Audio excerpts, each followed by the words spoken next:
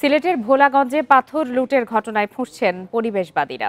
এর প্রতিবাদে সিলেটের পাশাপাশি মৌলভীবাজারেও মানববন্ধন ও সমাবেশ হয়েছে।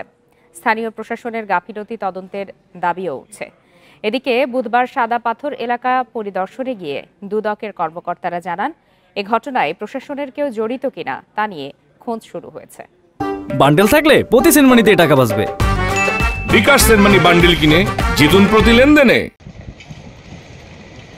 সিলেটের ভোলাগঞ্জে পর্যটন কেন্দ্র থেকে পাথর লুটের ঘটনায় প্রশাসনের ভূমিকা নিয়ে ব্যাপক সমালোচনা চলছে। এর মধ্যে বুধবার দুপুরে সাদা পাথর এলাকায় পরিদর্শনে যায় দুদকের ৯ সদস্যের একটি দল।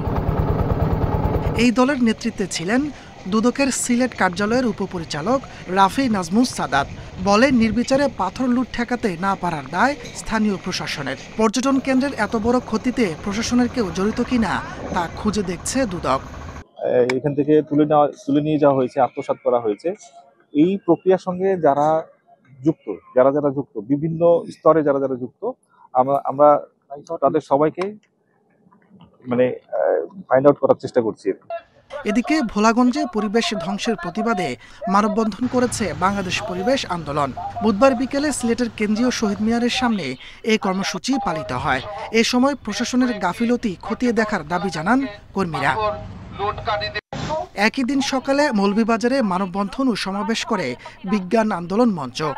অবশিষ্ট পাথর সংরক্ষণে কার্যকর পদক্ষেপ নেওয়ার দাবি জানান সংগঠনের নেতারা। তাপস সরকার, ইন্ডিপেন্ডেন্ট নিউজ।